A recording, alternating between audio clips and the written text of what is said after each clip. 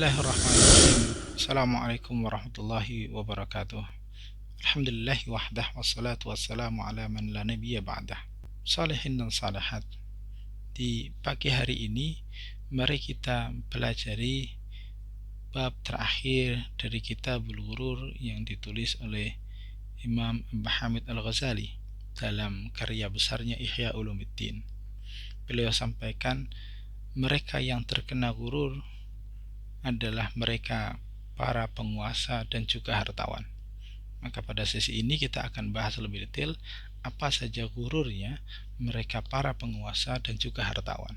Kita tahu bahwa seorang yang berkuasa atau mereka yang diberikan amanah kepemimpinan adalah orang-orang utama di antara mereka yang dipimpinnya.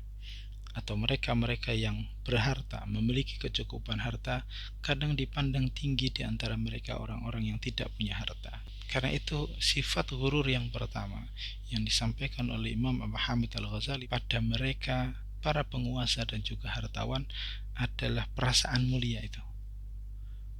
Kenapa itu menjadi sifat ghurur, sifat ketertipuan?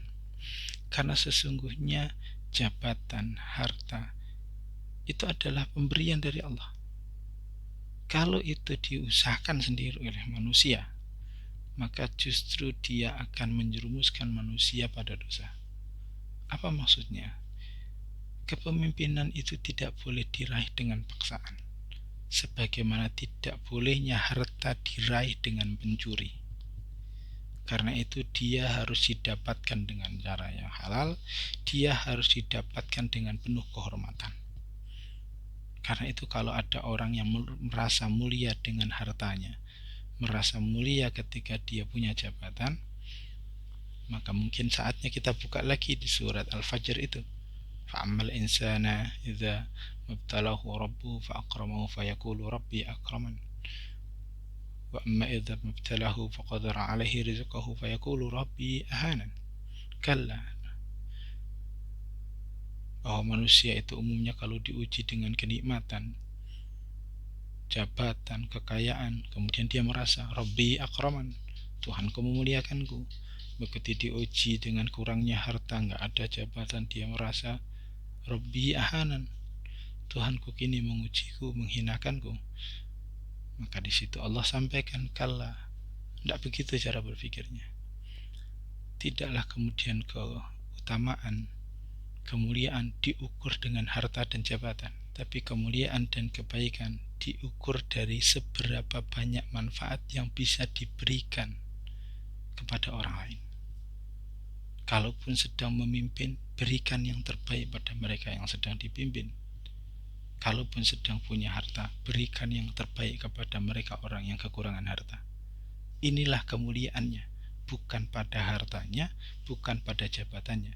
Kemuliaannya adalah pada kebermanfaatannya. Karena itu Rasulullah sampaikan khairun nas anfa'uhum linnas. Karena itu kita kadang-kadang terkena gurur, punya jabatan merasa mulia padahal belum ngapa-ngapain, punya harta merasa mulia padahal hartanya cuma disimpan. Karena itu hati-hati dengan harta dan kekuasaan. Kemudian yang kedua, ghurur yang kedua bagi mereka para penguasa dan hartawan adalah mereka merasa dengan amal dan kekuasaan itu Allah akan memberikan penghapusan dosa. Jadi bagi penguasa kadang-kadang kan kita sudah menjadi menjabat, salah dikit nggak apa-apa lah. Kan uang banyak, kalau salah bisa sedekah lah. Maka perlu diingat, Rasulullah sampaikan, la tuqbalus shalah bi ghairi tuhurin kama la tuqbalus sadaqah bi ghulul. Bahwa Rasulullah sampaikan tidak diterima salat itu kecuali dengan wudu, sebagaimana tidak diterima sedekah itu kalau dia berasal dari korupsi, kalau dia berasal dari hal-hal yang haram. Karena itu harus tetap baik. Artinya kebaikan itu meskipun pada para penguasa atau pada mereka yang hartawan, jangan sampai dicampur dengan dosa.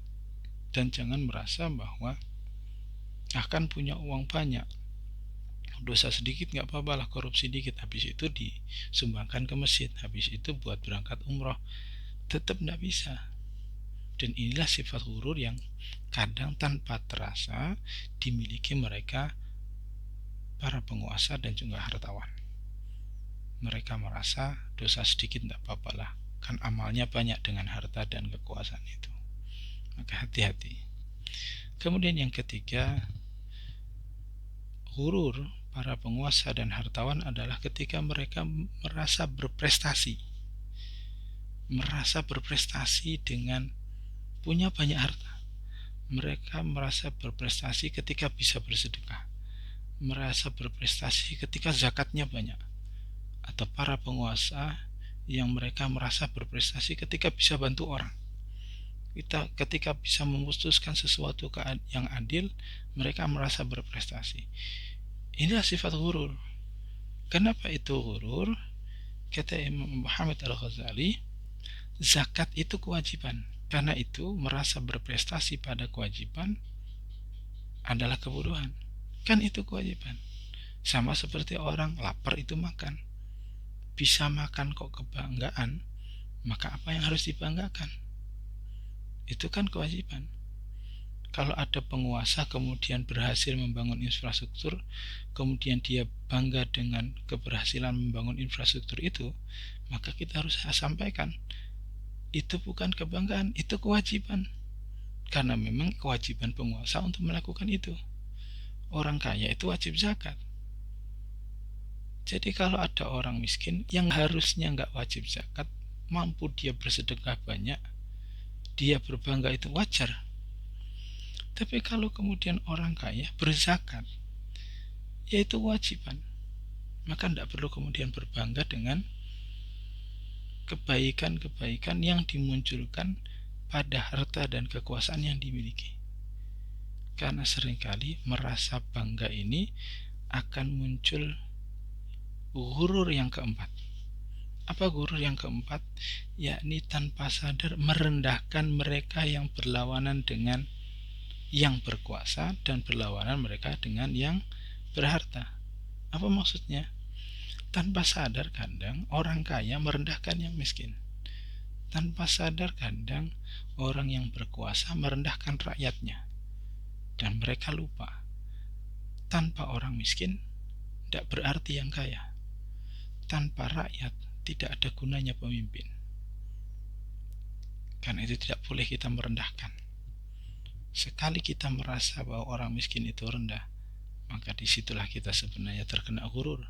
Kita terkelabui. Tanpa sadar amal-amal kita tidak berarti karena kemudian kita merendahkan mereka. Kemudian yang kelima, Imam Abu Hamid Al-Ghazali menyampaikan ghurur, ketertipuan mereka para hartawan dan penguasa adalah ketika mereka membangun hal-hal yang tidak berguna dengan harta dan kekuasaan itu. Apa contohnya? Beliau menyampaikan salah satu contoh yang bisa jadi ini masih banyak di antara kita, yakni banyaknya orang yang membangun masjid tapi sibuk pada ukirannya dan hiasannya, bukan pada fasilitas masjidnya. Inilah penyakit ghurur itu bagi mereka orang yang berharta maupun para penguasa. Sibuk ukiran masjid diperhalus, diperbagus, kaligrafinya dibesarin dan menjadi wah. Padahal kata Imam Abu Hamid Al-Ghazali, justru banyak ukiran itu kadang mengganggu kekhusyuan sholat. Yang harusnya lebih butuh adalah bagaimana masjid diperbesar, kamar mandinya diperbanyak, tempat wudhunya diperbanyak. Itu yang harusnya diutamakan, bukan kulit-kulitnya, bukan marmernya harus berapa mahal, bukan kemudian menaranya, kubahnya seberapa bagus, bukan. Tapi bagaimana orang sholat menjadi nyaman, suaranya diperbagus, masjidnya diperluas, tempat parkirnya diperluas. Kadang-kadang kita lupa di situ dan sibuk pada perhiasan, sibuk pada hiasan-hiasan, sibuk pada ukiran-ukiran. Atau para penguasa, ini juga dikritik oleh Imam Al-Ghazali, ketika sibuk membangun bangunan-bangunan yang tidak berguna. Apa contohnya? Yakni monumen-monumen, membangun patung-patung, monumen-monumen dihuni tidak bisa, hanya bisa untuk difoto-foto, digambar-gambar, hanya untuk bisa berkunjung dan berhias. Lalu apa manfaatnya bagi orang miskin? Apa manfaatnya bagi agama? Apa manfaatnya bagi negara? Itu yang kemudian dikritik oleh Imam Al-Ghazali. Banyak orang yang kemudian hurur dengan kekuasaannya, dengan hartanya, ketika dia sibuk untuk mengabadikan nama, tapi tidak menyibukkan diri untuk memberi kebermanfaatan. Karena itu, yang diberikan amanah harta, yang diberikan amanah kekuasaan, mari hati-hati, jangan sampai justru kekuasaan dan harta itu menjadi fitnah bagi kita di akhirat kelak, dan dengan itu justru kita menjadi merugi karena banyaknya kekeliruan, kesalahan kita yang kita bawa, karena kekayaan yang kita miliki, karena kekuasaan yang juga diamanahkan kepada kita. Wallahu ta'ala alam. Wassalamualaikum warahmatullahi wabarakatuh.